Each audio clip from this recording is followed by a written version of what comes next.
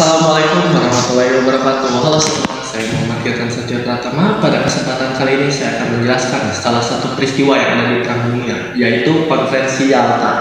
Jadi di Konferensi Yalta itu sendiri saya akan menjelaskan mengenai apa itu Konferensi Yalta, lalu siapa saja sih yang menghadiri Konferensi Yalta, lalu apa yang dibahas di pada Konferensi Yalta, lalu apa dampaknya dan hasil dari Konferensi Yalta itu sendiri. Tanpa berlama-lama lagi, kita langsung mulai videonya. Konferensi Yalta merupakan pertemuan penting yang dilakukan oleh tiga negara besar sekutu pada masa akhir Perang Dunia Kedua, yaitu Uni Soviet, Britania Raya, dan Amerika Serikat. Pertemuan ini bertujuan untuk membahas berbagai rencana mengenai kondisi dunia setelah perang berakhir, khususnya terkait masa depan Jerman dan negara-negara di Eropa. Konferensi Yalta berlangsung pada tanggal 4 sampai 11 Februari 1945 di kota Yalta yang berada di semenanjung Crimea. Tiga tokoh utama yang menghadiri konferensi Yalta ialah Presiden ke-32 Amerika Serikat yaitu Franklin Delano Roosevelt, Perdana Menteri Inggris Winston Churchill, dan pemimpin Uni Soviet Joseph Stalin. Pertemuan ini menjadi sangat penting karena saat itu perang sudah hampir berakhir dan negara-negara sekutu mulai merencanakan bagaimana mengatur dunia setelah kekalahan Nazi Jerman. Dalam konferensi ini, salah satu pembahasan utama adalah mengenai keterlibatan Uni Soviet dalam perang melawan Jepang di kawasan Pasifik. Joseph Stalin menyatakan bahwa Uni Soviet bersedia membantu sekutu untuk melawan Jepang, namun dengan syarat pasukan Soviet baru akan ikut berperang sekitar 2 hingga 3 bulan setelah Nazi Jerman menyerah. Sebagai imbalannya, sekutu menyetujui beberapa tuntutan dari Uni Soviet. Salah satunya adalah pengembalian wilayah yang sebelumnya hilang dalam perang Russo-Jepang. Wilayah tersebut meliputi bagian selatan Pulau Sakhalin serta Kepulauan Kuril. Selain itu, Joseph Stalin juga meminta pengakuan dari Amerika Serikat terhadap kemerdekaan Mongolia yang pada saat itu berada dalam pengaruh Uni Soviet. Topik penting lainnya yang dibahas dalam konferensi Yalta adalah masa depan Nazi Jerman setelah kekalahannya pada Perang Dunia Kedua. Ketiga negara sepakat bahwa setelah Nazi Jerman menyerah, wilayah negara tersebut akan dibagi menjadi 4 zona pendudukan. Masing-masing zona akan dikelola oleh Amerika Serikat, Britania Raya, Prancis, dan Uni Soviet.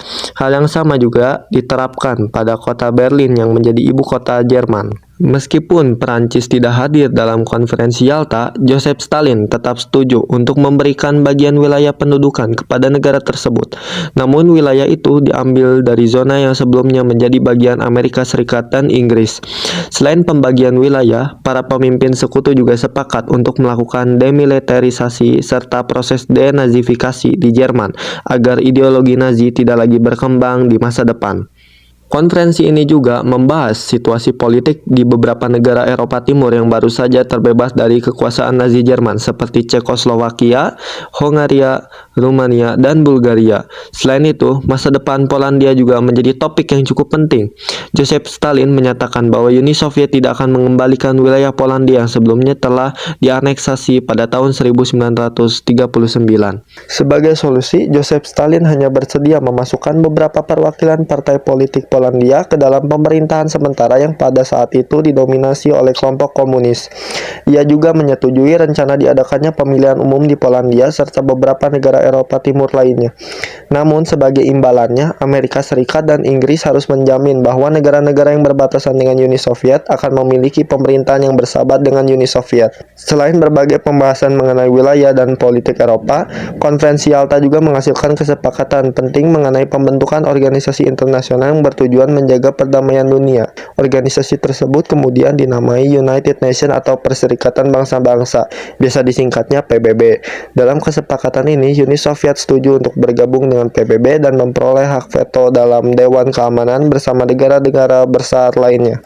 Di akhir konferensi, ketiga pemimpin sekutu juga sepakat untuk kembali mengadakan pertemuan setelah Nazi Jerman resmi menyerah.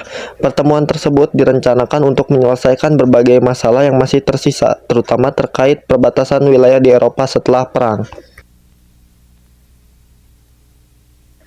Namun, meskipun konferensi ini menghasilkan banyak kesepakatan penting, dampaknya juga memicu ketegangan baru di dunia. Salah satu akibat terbesar dari konferensi Yalta adalah munculnya konflik politik antara blok Barat dan Uni Soviet yang kemudian dikenal sebagai Cold War atau Perang Dingin.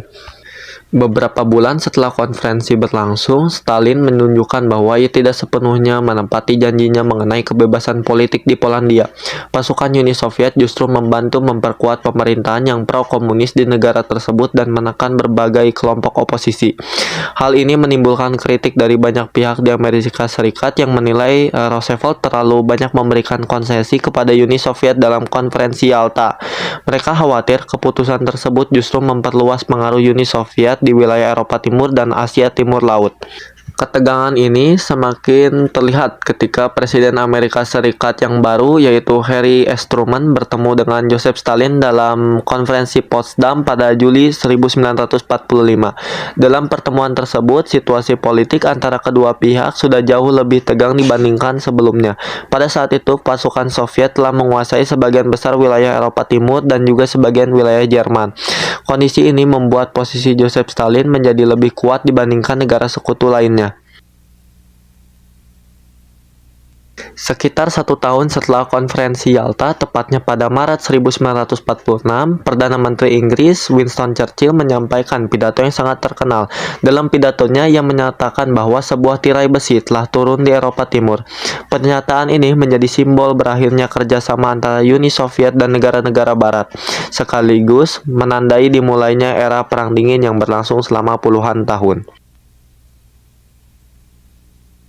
Dengan demikian, konferensi Yalta tidak hanya menjadi pertemuan penting dalam menentukan tatanan dunia setelah Perang Dunia Kedua, tetapi juga menjadi salah satu titik awal munculnya konflik politik global antara blok Barat dan blok Timur di masa setelah perang yang dikenal dengan Perang Dingin.